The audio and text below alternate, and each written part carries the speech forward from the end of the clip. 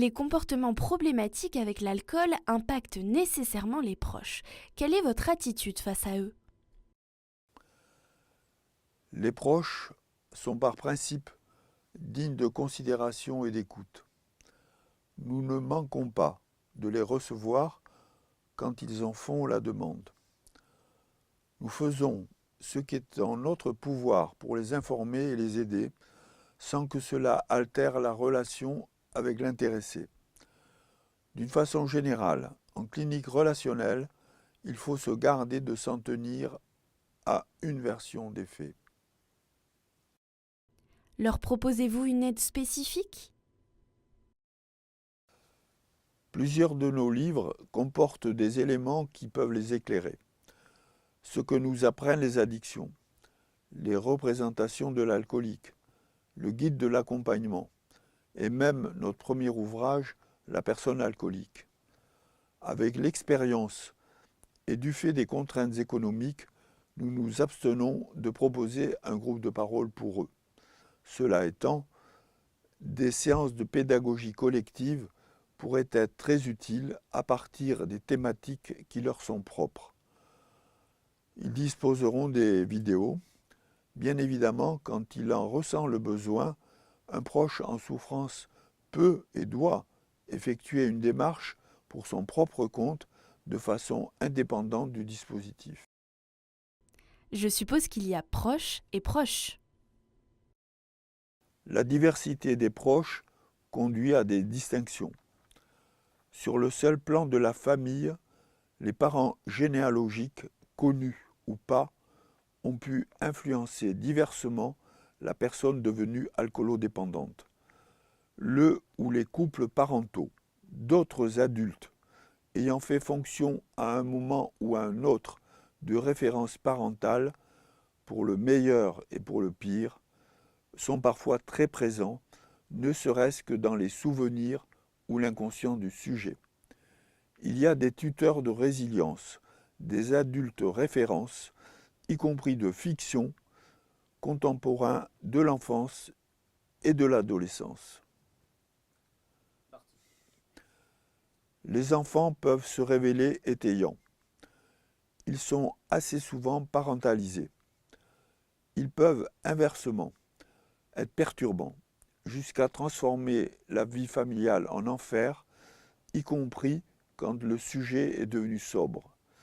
L'air du temps y est pour beaucoup, mais pas que. L'accompagnement devrait être spécialement ouvert aux enfants.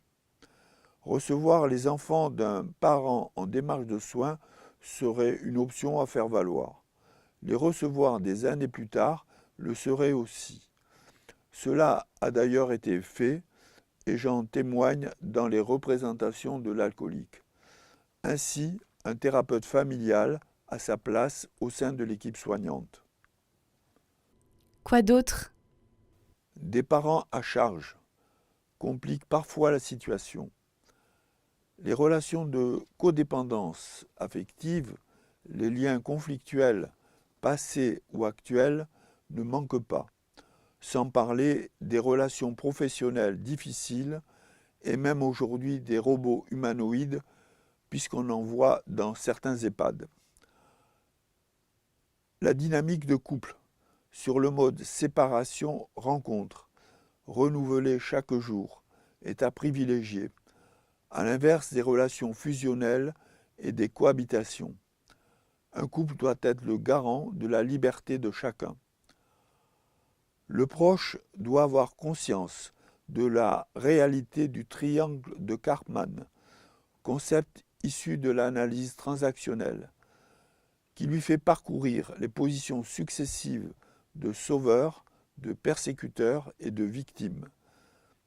Il se trouve parfois devant une situation dramatique qui doit le conduire à lâcher prise, à se recentrer sur soi et à se protéger si besoin par le recours à la loi.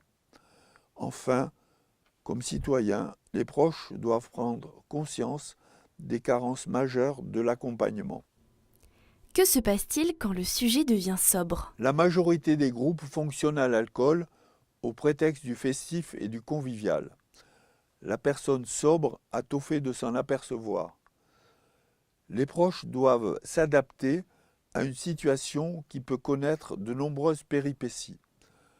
Ils découvrent plus qu'ils ne retrouvent une autre personne.